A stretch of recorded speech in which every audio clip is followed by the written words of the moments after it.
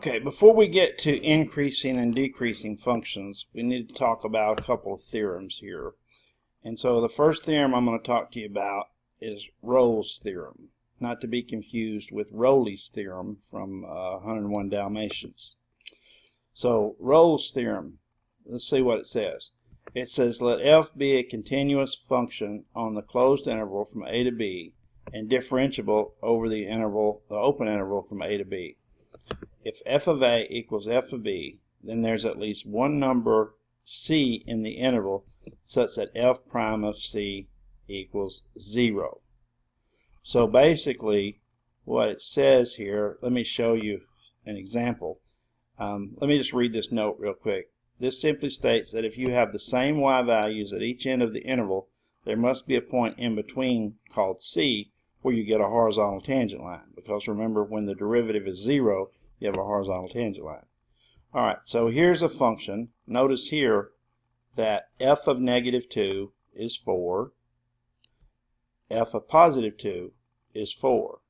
So we could say f of a is equal to 4, f of b is equal to 4.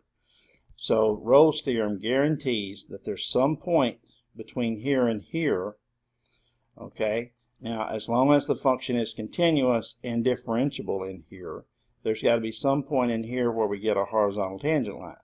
And actually, if you look right here, right there is the point where you get a horizontal tangent line. So because that's where the graph turns around, so you get a horizontal tangent line right there.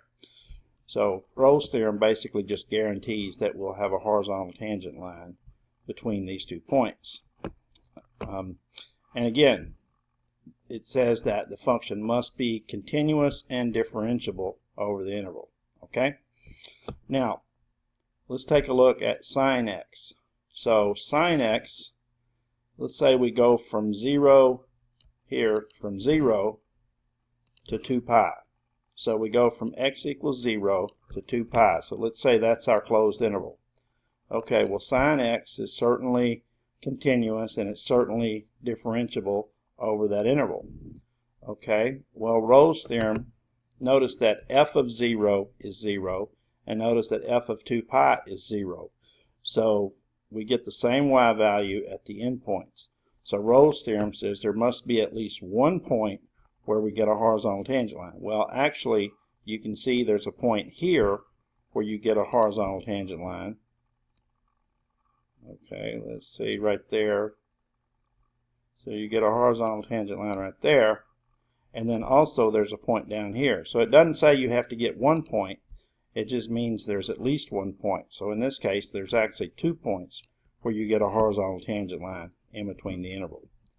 So that's basically what Rolle's theorem tells us.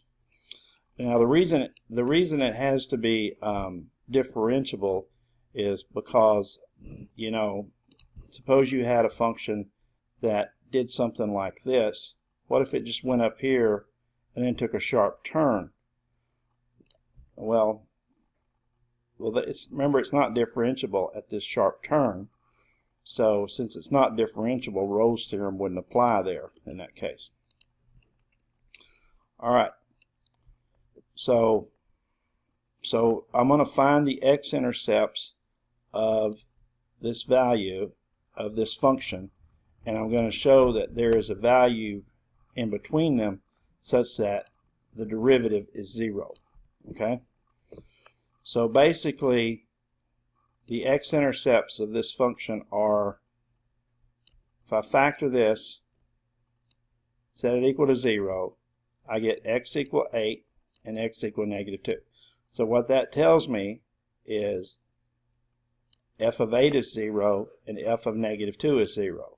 Now this polynomial is continuous and differentiable from negative 2 to 8. So Rolle's theorem can be applied here.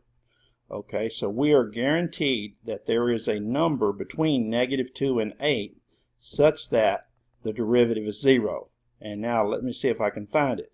All I have to do is take the derivative of that function, which is 2x minus 6, and then set that derivative equal to 0 and solve it. So 2x minus 6 is 0, then solve that. I get x equal 3.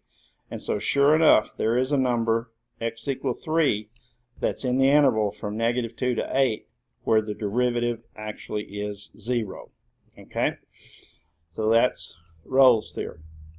Now, the mean value theorem says if f is continuous on the closed interval from a to b and differentiable on the open interval a to b, then there exists a number c in ab such that the derivative equals the average value. That's basically what this is. This is the average value. Remember we talked about the average rate of change? Well, this would actually be the average rate of change over the interval from a to b. Okay?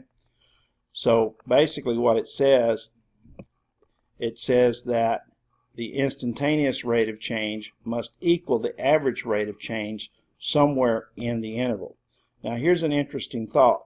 If a police officer knows when you enter and exit a turnpike, then he can calculate your average rate of change, or your average velocity.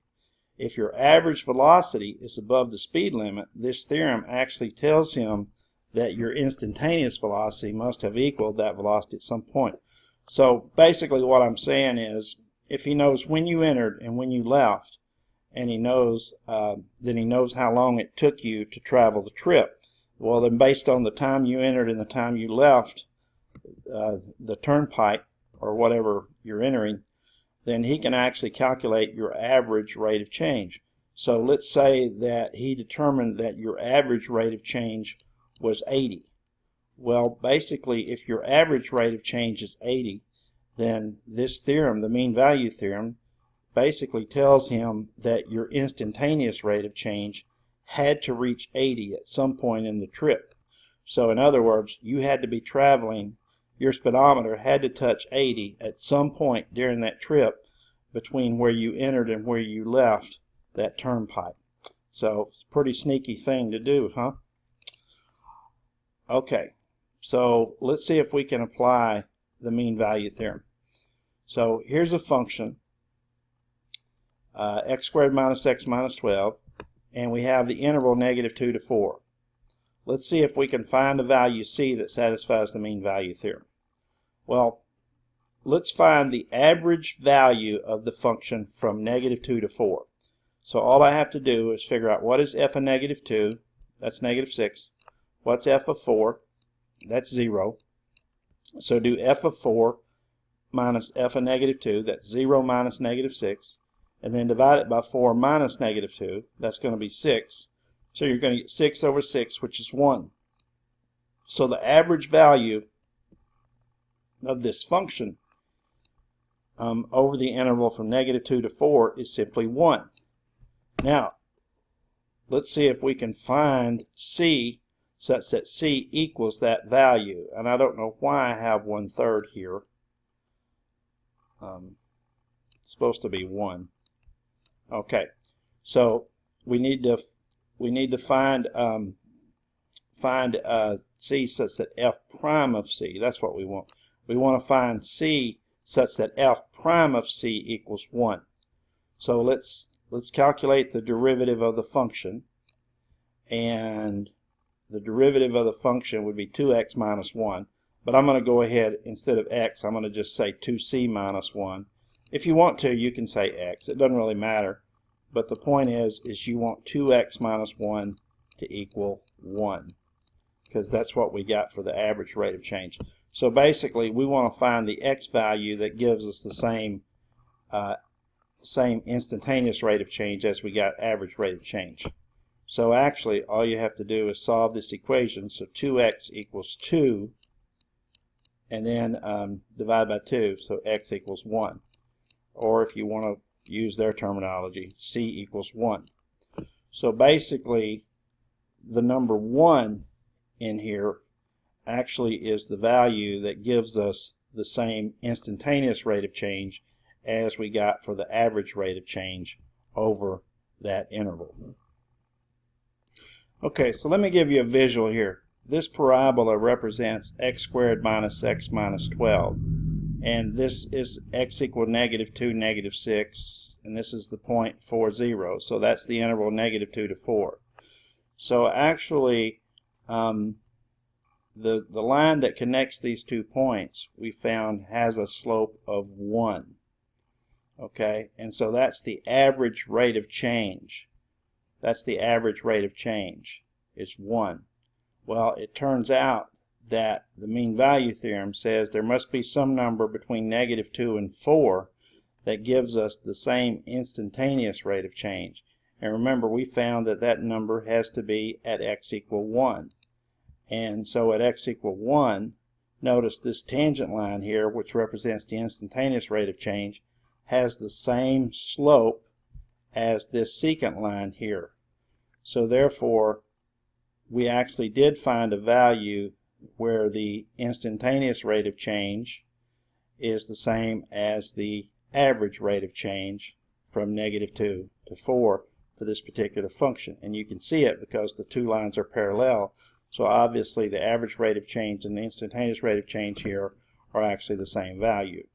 Okay, let me return to that turnpike example. So I enter a turnpike in Oklahoma at 2 p.m. and I exit at 3:45 p.m. The distance between my entry and exit is, let's say it's 140 miles. Okay, so the law officers know that. So they know by their cameras that I entered at 2 p.m. and left at 3:45 p.m. So they know that I was traveling on that turnpike for 1.75 hours. And I traveled a total distance of 140 miles. So my average rate of change, or average velocity, was actually 80 miles per hour. So since my average velocity was 80 miles per hour, then at some point along the route, my speedometer must have actually hit 80 miles per hour, because the mean value theorem says that if your average rate of change between 2 points is a certain number, then you're guaranteed to find a point in there where your instantaneous rate of change is going to actually reach that same number. So I guess I'm busted. Okay, now we can start talking about increasing and decreasing functions and talk a little more about relative extrema.